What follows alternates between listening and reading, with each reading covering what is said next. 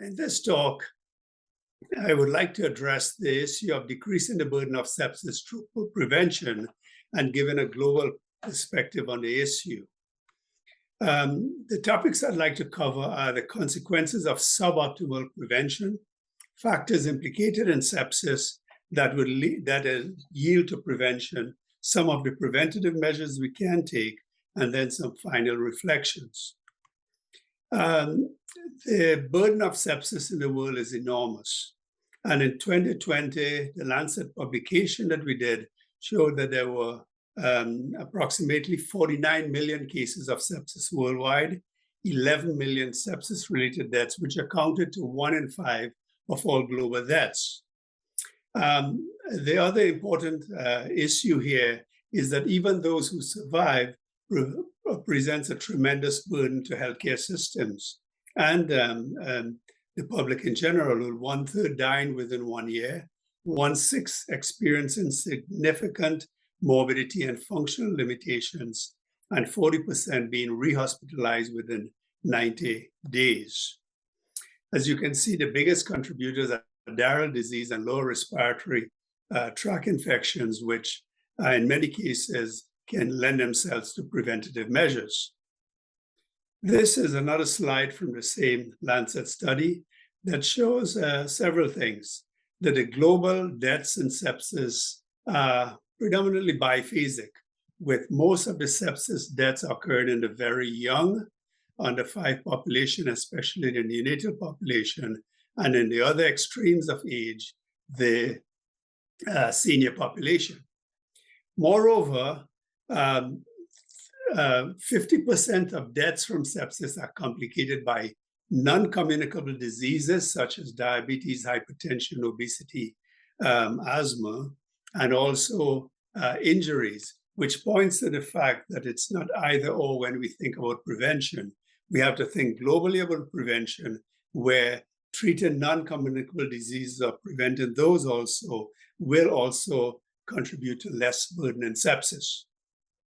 Another important thing is when we look at the beyond the biphasic incidence is that children younger than 5 years of age bears an inordinate burden, with 40% of incident cases and 26% of mortality in this group, and hence major importance has been sort of relegated to the preventative measures in mothers, neonates, and early infancy. The other important thing from this study is that the low and middle income countries bear the highest burden in sepsis, in that 85% of cases and 85% of deaths occur in low and middle income countries. And this also underlines the importance of prevention, because there will never be enough resources to treat sepsis. And when sepsis, full-blown sepsis occurs, the amount of resources needed to salvage or treat these patients are enormous, and the burdens are uncertain, and the outcomes are uncertain.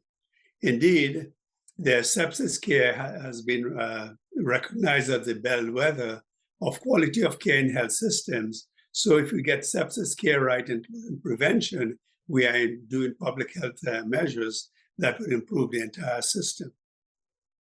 Now, this slide shows that as a patient gets full-blown sepsis from early to late to septic shock, the amount of resources that are required to treat this patient to recovery is higher, and the expected recovery will be longer. And in fact, in many cases, it is uncertain. And prevention, as one will see, has the enormous sort of advantage of preventing this downhill slide such that the burden is decreased and resources can be used wisely. Now, the factors implicated in sepsis care are manifold, but one of the interesting things, as you've seen already with the distribution, is that sepsis is primarily a disease of the underprivileged and poverty. So when we look at undernutrition or malnutrition, and especially undernutrition there's decreased immunity, which leads to infection, sepsis, and mortality. At the same thing, there are also undernutrition leading to non-immunological factors such as prone to dehydration, decreased cardiac and respiratory function that would also contribute to mortality. On the other side of the equation, poverty is very important in that it leads to food insecurity and undernutrition. It also leads to less access to care and social support, poor living conditions, higher pathogen load, and enteropathy, which leads to infections, as well as problems with appetite, absorption, excretion, etc. So malnutrition needs to be addressed and to break the cycle of sepsis. And in fact, in many of the low and middle income countries, at least in under 5 children, malnutrition complicates 50% of sepsis deaths. Now, we are looking at a sustainable developmental goal that was agreed to by the World Health Organization and the at least 195 countries, and is endorsed by also United Nations. And when we look at good health and well-being, which encompasses many of the issues that we would like to decrease burden of sepsis, etc., while it is central to health, one can see, number one, no poverty plays into the needs of the poor, zero hunger, number two, quality education, gender equity, clean water and sanitation, and access to coverage of healthcare and vaccines, number 10, etc., plays a very important role in prevention of sepsis. And while we may not have all the resources or the skills ourselves, we need to at least be able to advocate and develop strategic partnerships that would help with these issues. Yet we are in a very difficult position at this time, because before COVID, there are many areas that needed to be accelerated, including immunizations, treatment for maternal health, treatment for HIV, child health, and tuberculosis.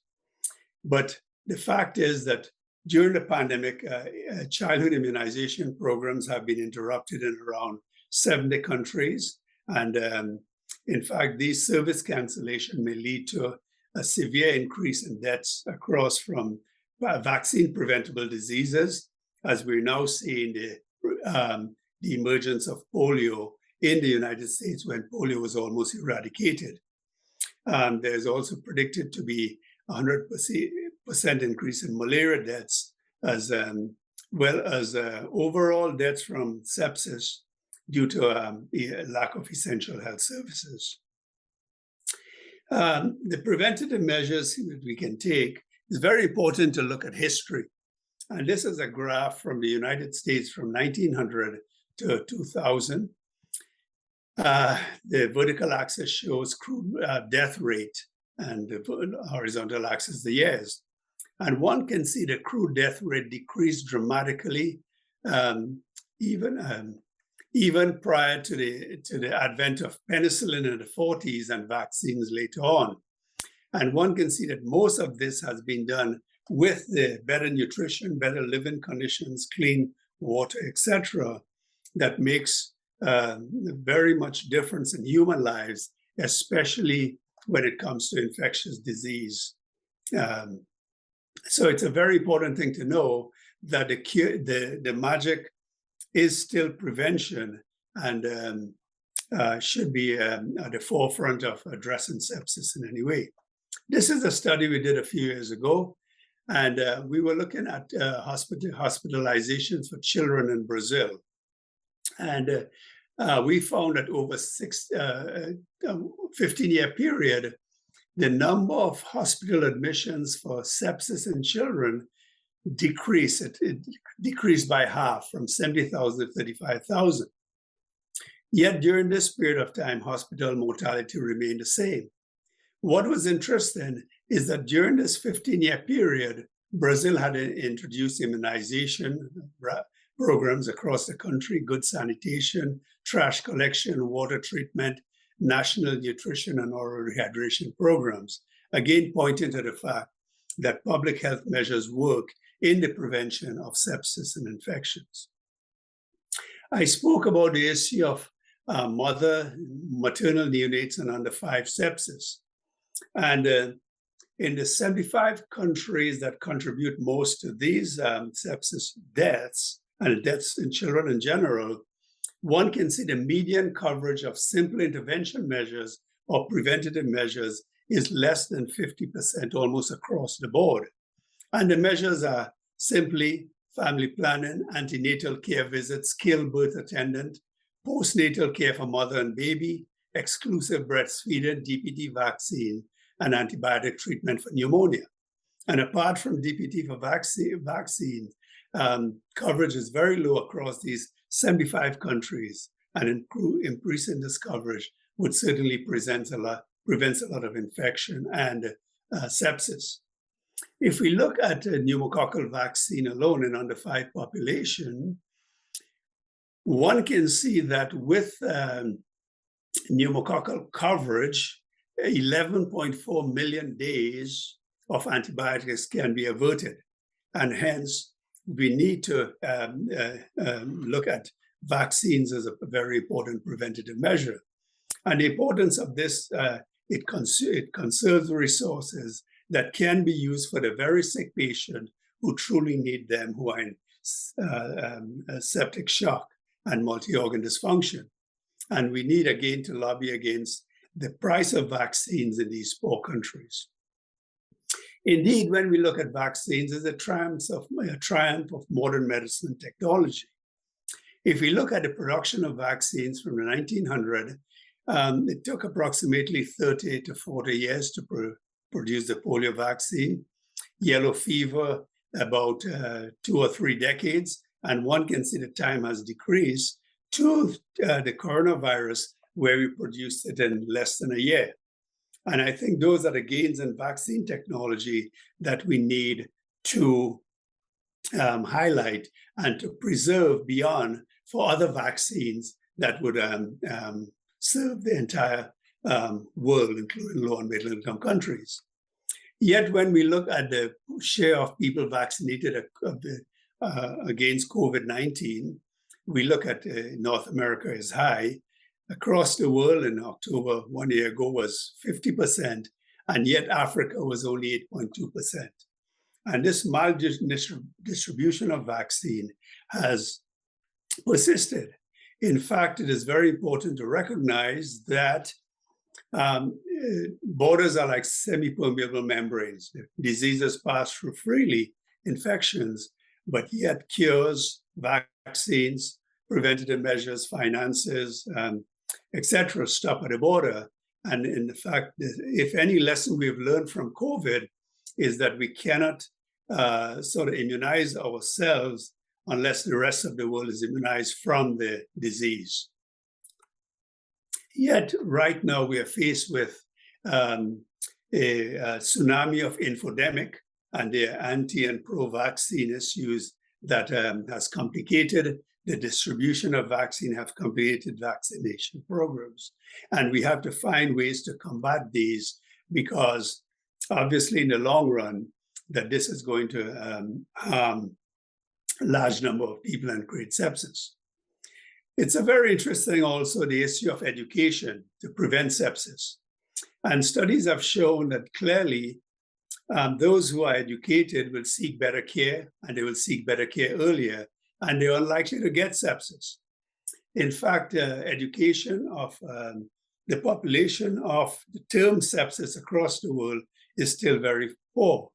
But this is also a very interesting study that spoke about if a mother receives up to a grade 12 education, the children has a 31% less chance of dying. And if a father receives similar education, his children has a 17% less chance of dying.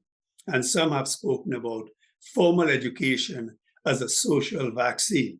So we need to educate the population in the general sense, to ask their physicians or think of the signs and symptoms and ask, can this be sepsis?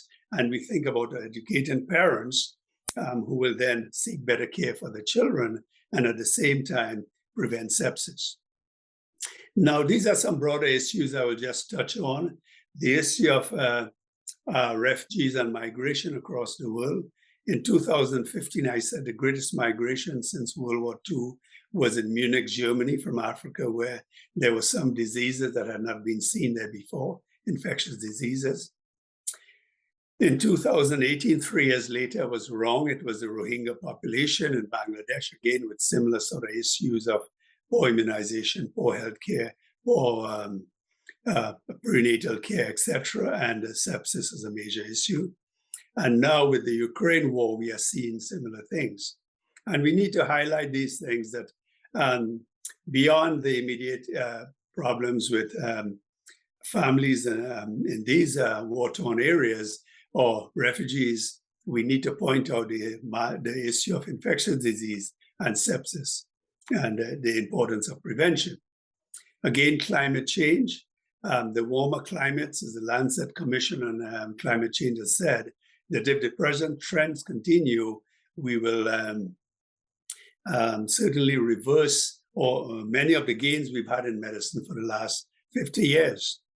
The fact is that we need to start to think about the environment, and things like climate change become sometime it will matter more than our personal behavior when it comes to prevention of infectious disease. And with the climate change, we are seeing more and more tropical diseases in other areas where they haven't been seen before. So again, we need to address these global issues. Some final reflections. The fact is that we've always had pandemics.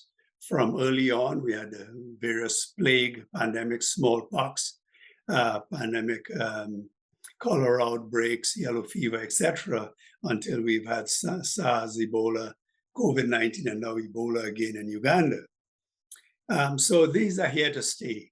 And with crowding and mega cities that we have, they have been a triumph of modern medicine with vaccines and antibiotics, etc., that prevents infection. But at the same time, with these mega cities, we are going to see more and more of these outbreaks, and we need to immunize as best we can against these.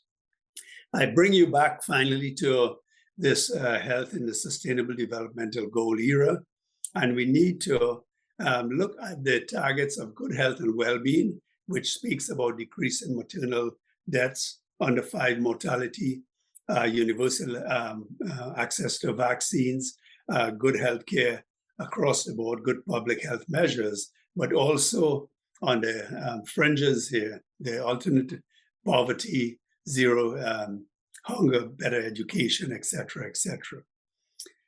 With that, I'd like to thank you very much for your time. Thank you.